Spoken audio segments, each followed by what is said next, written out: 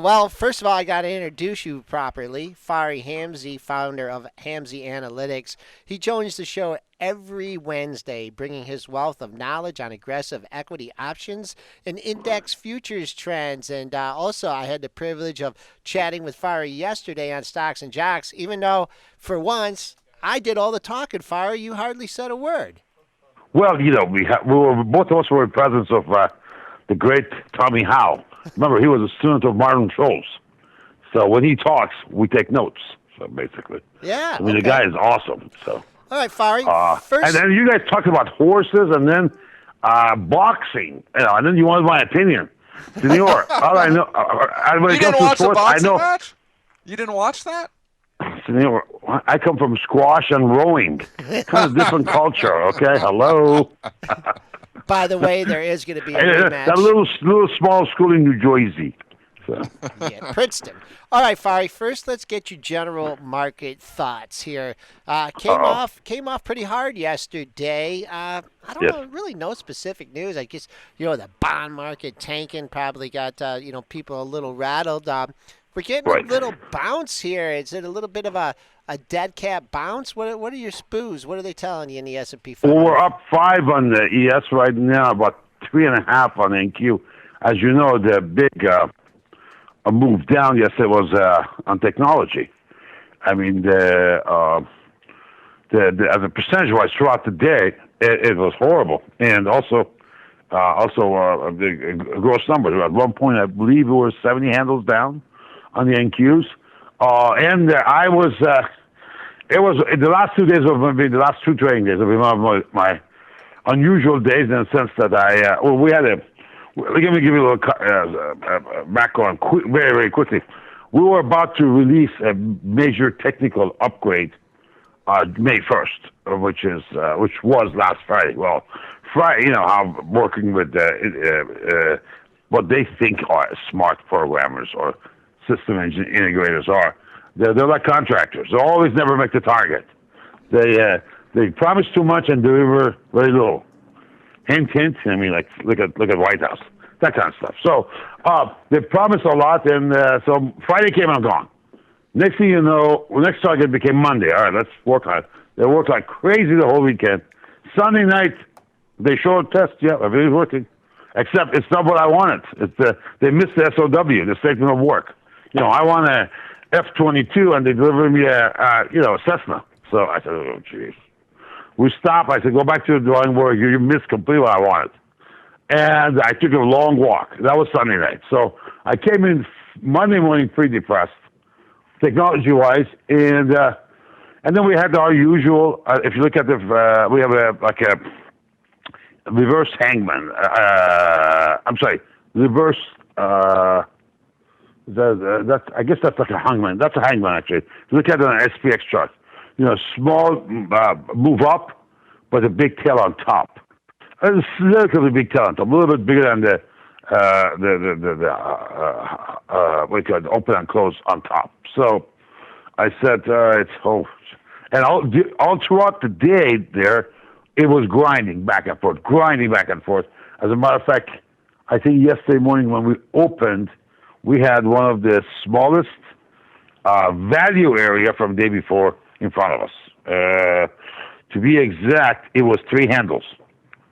3 handles was a value area, okay?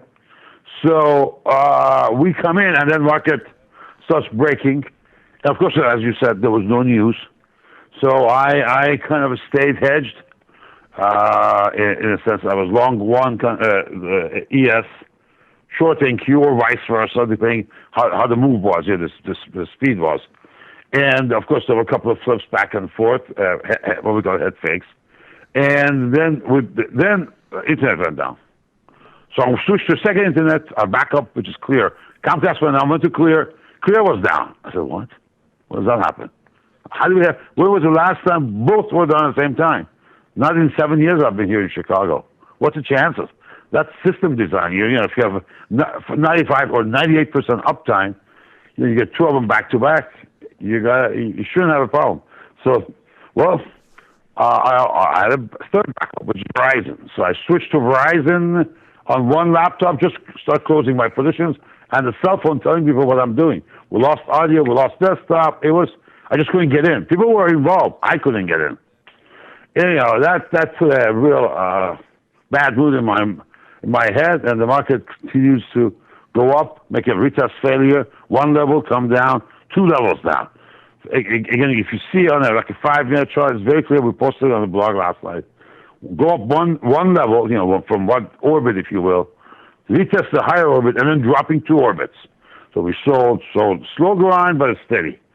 And of course, as usual, when we have larger moves, Ethan was on the money. I mean, I posted some stuff during the day when we took a pause, and 4G came back.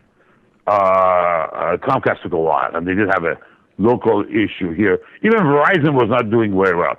I suspect rain had something to do with it, because when the rain comes heavy, we always get some problems here in Chicago. Something gets leaked, one of these boosters or transformers.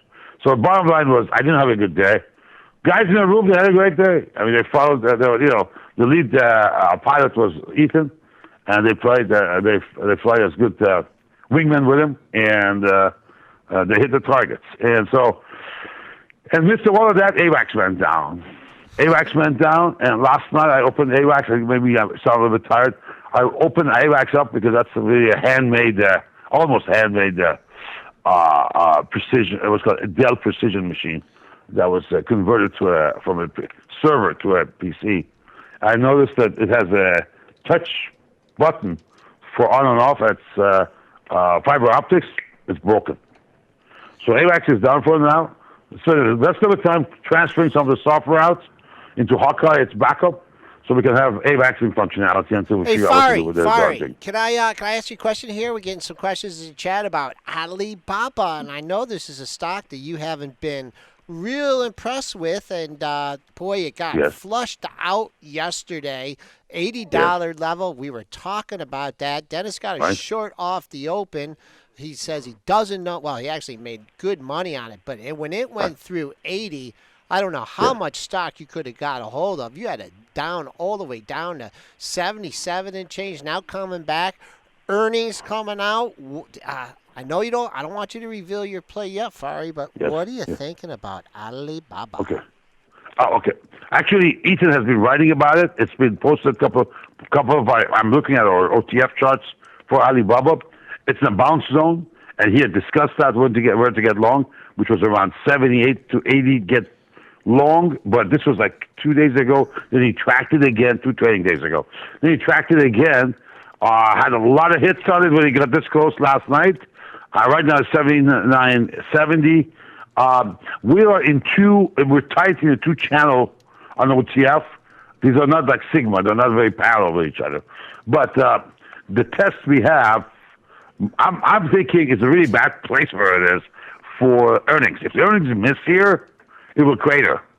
But if the earnings are even par or near par, I think you have given the CIs I see underneath it should eject up at least to 83. Okay. You know what I'm just looking at? You caught a lot of people probably playing the breakdown here yesterday because everybody's been leaning on this 80 level, and we bounced back nicely here. Now we have an earnings event, so I think you shook out a lot of the longs. The short-term longs are playing from a technical trade here. Now, not that they're going to hold through earnings, but I do think you have that potential to catch a few people maybe trying to short this. And if it does come out with a decent earnings report here, I think it could bounce too. If you look at I think there's a post of it on our blog, it's HamzeiAnalytics.net from Ethan. You'd see from an OTF type of a chart, okay, it shows that 82 was a key level. If you go back, I'd say up to about 10th of March. 82 was a key level, both on the upside and downside. What does OTF do? It does the footprint. It looks for footprint of big players.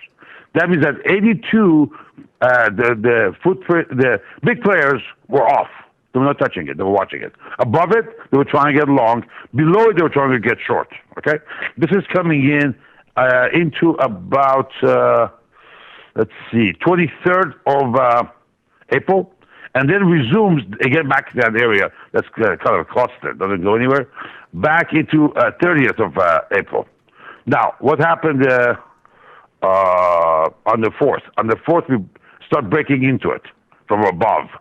That's where the pressure started on the fourth. So really, the pressure on the Baba.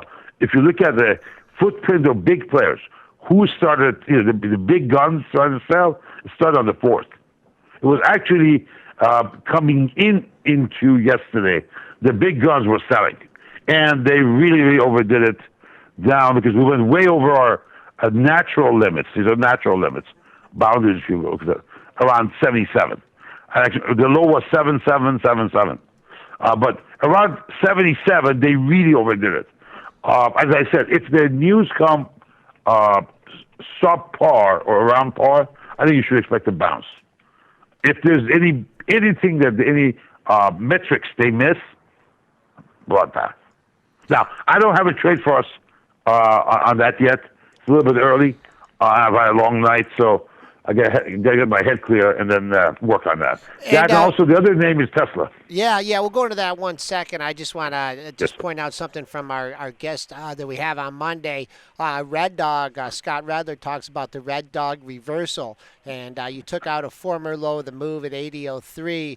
So from a Red Dog reversal standpoint, you get back above 80. For a longer-term trade, you're leaning on that 77.77 low, risking 3 points there. I mean, coming into earnings, I don't know if that's still valid. Please, let's move on to Tesla. We know you've hit some good trades in that in the past. Okay, sure. Let me come back into, I'm opening the other chart too. I'm opening 2 sets of Teslas. One traditional, one from OTF. Okay. OTF showed a support, the centerline support, as early as the, intraday. Hold on, this is intraday. Okay. All right. We came in, the fifth, okay. Wow. I'm moving yesterday. Okay, hold on 1 second. We came in about 3 in the morning yesterday. Remember, this grabs all trades of any kind and size. And you'd see actually a big footprint at 3 in the morning yesterday. 3 in the morning yesterday, Chicago time. Ran up, and the price there was 230 area, 229 to 30 area. Ran up all the way fast to the upper band at 242, 241 and change, almost 242. Around 6:30 Chicago time, and then rotated. Then went sideways. There were no footprints. No, they did nothing until about 7 a.m. 7 a.m. started breaking it down. Went right, and when you and I actually, Joel, were speaking with Tommy, went into a support area. That support area was established around 10. That was met at 10:30. That was the center line of the OTF band, and that area was in 232s. Are now going sideways. I'm beginning to go into again no footprint. Okay, so there was a massive selling during that period from 7 in the morning Chicago time to about 10:30. Europe closed. Then dead quiet. Right, that was very quiet. No footprint now. So now it's mom and pops, shooting back and forth or reacting. Remember, mom and pops react. Big boys, they create the move. They create the shockwave. My thinking is Tesla could be another early Amazon. Remember how Amazon, whatever money they made, they spent. We'll see how Tesla reports, but it's just that they have too much big of a plans out there, and I think the market should maybe get ready for accept Tesla with some subpar profit, but a lot of potential, growth potential. This Gigafactory is not going to be cheap, and right now, the prior day when they introduced about the power supplies, both home and commercial, standoff batteries, this is not cheap. The market loves it. Don't get me wrong. Market loves it. But this is you sell the dreams, okay?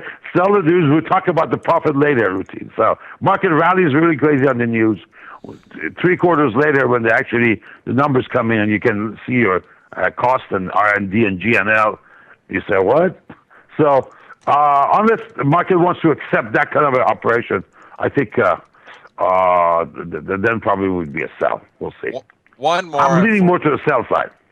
One more for you here, Fari, too. Priceline going to report tomorrow. Wondering if you're going to be playing this one here. It's had a pretty nice run up for the last month. A month ago, we were down 11.50. We closed yesterday at 12.63. It's up another couple points here in the pre-market here. What are your thoughts on Priceline ahead of tomorrow's report? Okay. I don't know we have played Priceline. We may have done it once. I don't know how we did. I usually stay away from it. It's too expensive, and the volatility is not that crazy. You know, worth the play of that kind of a size. If I want to play a $1,200 stock, I would do something like what I used to do with Google, pre-split. Okay, right now Google is very docile, but it was over 1,000. You know, pre-split. It was fun to play it. This one is. I don't know. I know the last, I would say, 2 years we haven't touched Priceline. So every once in a while we'll look at it. It's a issue of just being a high price item. Don't have any conviction. I mean, I'm just being. Okay. You know, I just tell you what we do. We were very shocked in February by the way results. You look at the gap up. Yeah. The gap up there that was on. Let's see. It's 18th. Through 19th. As a matter of fact, I do recall some discussion in the option chat. So we almost hit 4 sigma.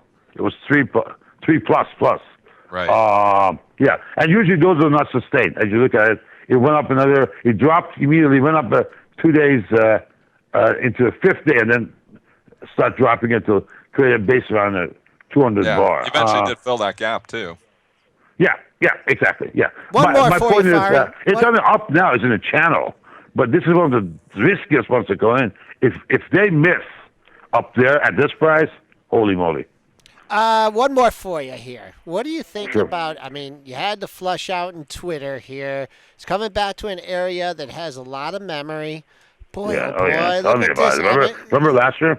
Yep. And now, I mean, it's still going down. I mean, Yeah, it's not ready. Not ready yet? No, I mean, we've got a 1.5. I call it 1.5 because we put it through the extra small little lotto there, and we got obviously egg on our face, holding 1.5 position there, and we're going to repair it. We did it last year too. Remember, last year was even worse than this. But here is I think what I read here is lack of confidence in the management. I think Dick Costello probably is gone. You know what? One note here, and you guys know how I like to look at, at areas of support or resistance. You got a potential triple bottom here, Fari. 37.37, 37.55, 37.36. Yeah. Okay. Yeah. Since the whooping that it took on the 20, a combo whooping because of the early release, you traded 77 million, 120 million. Then you traded 47 million, 37 million, 27 million, now 22. Could there be a little bit of seller's exhaustion here? Absolutely. Okay. We're watching it. As you recall, last year it was the same kind of issue. Not like this, but more of a drift. And it took us like 60 days before we could start the repair. Usually, a surprise like this is a 3-day plus repair. You wait 3 days and then start looking. Right now, we're not ready. You can tell. We are shifting on Sigma channels. It's slowly coming better, but the CI is still negative slope and green. When the slope of a CI is negative and green, it says, have more tea. Relax. Okay. Oh, I'm sorry, Fari. I said one more thing. Be careful to get. Be ready to get in. Maybe we'll put a trade in our pre-launch area with other analysts looking at it. But we're not going to put any parameters in. We're not going to jump in there and say, let's launch this thing. I think we can get it cheaper. Okay, and Fari, when Microsoft hits 45 here, I want the soup personally delivered by you. I don't do any. Listen. I have interns. I don't do any personal deliveries. Okay. Hello. Or like last time, I have a couple of F-18s delivered for you. Just leave just turn on your music, which is leave your iPhone on. They'll find you. Okay. Fari Hamzei, founder of Hamzei Analytics, joins the show every Wednesday, bringing his wealth of knowledge on aggressive equity, options, and index futures trends. A pleasure as always, Fari. We'll talk to you next week. Thank you for having me. guys. Thanks, And Fari. good luck trading today.